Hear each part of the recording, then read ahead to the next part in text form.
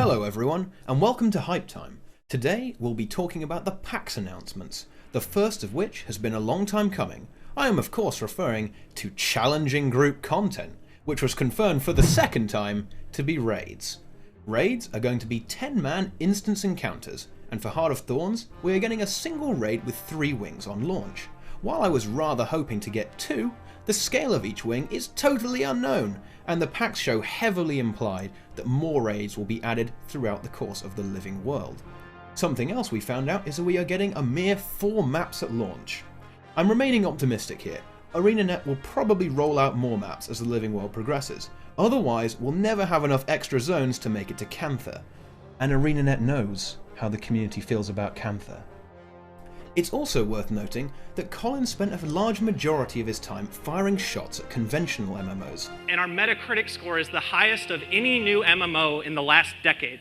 We don't want to add new levels. We don't want to add new tiers of gear that you have to constantly grind through. There's no kill stealing. Everyone can harvest from the same resource nodes. We've replaced traditional questing. It's always fun when you see another player. And it's all about how good of a player you are as opposed to going through a massive grind before you can start playing the game mode that you love. But without all the headaches traditionally associated with raiding. Let's have a brief round of applause for that.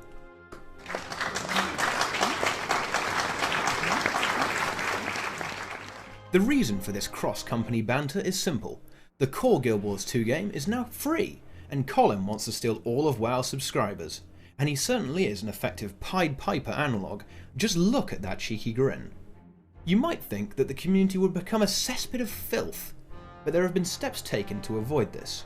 Free accounts can't use map chat, have less bag and character slots, can't mail things to people, can only start a new whisper conversation every 30 seconds, don't receive login rewards, and have to get to level 60 to participate in World vs World, which is incredibly important in defeating griefing. Additional measures have also been taken to combat botters, which is always welcome. Will the community suffer? In some respects a little. But overall, the gain the game itself will receive through new players and exposure outweighs this in the extreme. But don't take my word for it. Here to tell us what all this could mean is none other than Deroir. Here's my 2 cents on the free-to-play model. As long as the economy is safeguarded with locked daily rewards and limited mailing, I'm perfectly alright with this, and will gladly welcome any and all new players into the game. Free-to-play aside, let's talk challenging group content. First off, just a quick note I guess, I'm really excited that Fractals of the Mists were announced as one of ArenaNet's essential living and breathing dungeons in the game going forth. Fractals have a very special place in my heart and have so much to offer in terms of expandability, both content-wise and challenge-wise. Its versatility makes it the perfect dungeon, and that excites me so much. That's it, raids! Now, for those of you guys who watched the pre-show, Teapot and I were heavily discussing the pros of having party sizes divisible by 5 so as to maintain the core synergy in the group, especially due to the 5 allies cap that most support skills have. So personally, 10-man was exactly what I wanted. Now, as Mr. Teapot implied, we're still missing a ton of info about the raid itself other than the fact that it's a thing. But from the trailer, we can already see numerous mechanics in play. We see masteries getting some use. We see something that looks like a timed running event. Also, these differently colored monsters on top of the bloodstone may symbolize different facets of magic as we know it, which may imply that during what looks to be a single boss encounter, we may come to see 3 different bosses with widely varying mechanics to them. This would incentivize players to strategize very effectively before ever approaching this encounter. Lastly, and most importantly, we get a glimpse at the necessity for coordination, with the party having to break down a wall to get to safety at the right time. This, to me, is one of the most essential aspects to creating a truly challenging raid encounter. The insinuation that raids will consist of inconsistent encounters seem to hold some real interesting and possibly challenging value to them, since this will heavily promote skill,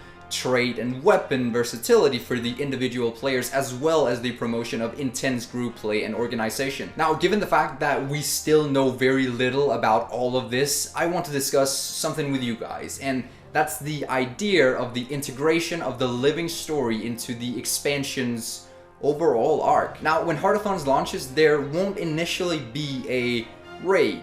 Instead, they said that they'll slowly roll out the different wings of the raid with the living story, I'm assuming. This will give players a fair few weeks to get their masteries in order and get used to their new elite specialization, so that when the first wing of the raid actually launches, everyone will have had time to prepare for it. And so initially I thought to myself, well, that's genius. That way this whole endeavor won't simply be a race of masteries to enter. But my second thought was, well, just how far are they going to take this idea? We know that raids aren't the only thing getting gradually rolled out. We'll also start off with only 3 new legendary weapons and, well, of course, even the new super exciting legendary armor pieces tied to the raid itself will also have its progression tightly linked to the living story arc. Slow and steady visual progression is all fine and dandy in Fashion Wars 2. We saw that idea excel with the launch of the Silver Waste, but what about the story itself? I mean, it sure worked fine for the living story, but quite a few players were at times quite unhappy with the pacing of it. Now, with the announcement, there was also a very telling line of text. You'll journey through 4 of the largest, most diverse and replayable maps ever built in the world of Guild Wars. So that's 4 maps confirmed, but can we be sure that Mr. Morgermoth himself is going to appear in any of them? Because even though it's clearly stated that these maps are quite large and extensive in nature, 4 maps still sound like a very limited number of maps, especially given the fact that the core story and game contain 25 maps excluding cities, with the living story adding 3 in itself. Assuming this is the way they're going to do it, launch the expansion with like 50% of its actual content available and then slowly roll out the remaining 50% over the course of several months,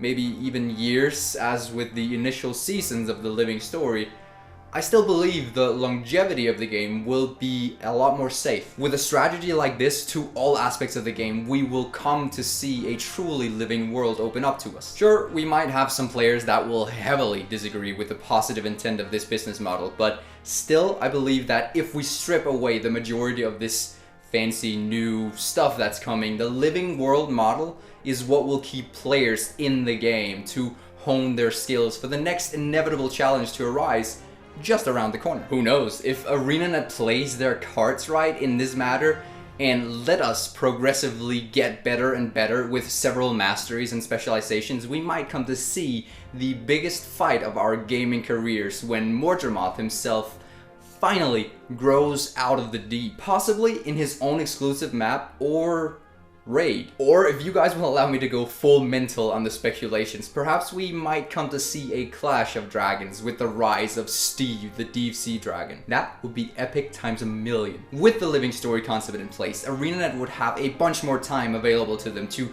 create truly challenging encounters and truly immersive maps while we hone our skills for the next big thing to happen. Personally, I'm a strong advocate of this sort of longevity. But tell us what you guys think about this massive announcement. Are you hyped now? Let us know in the comment section down below. Until next time, we'll see you in the mists.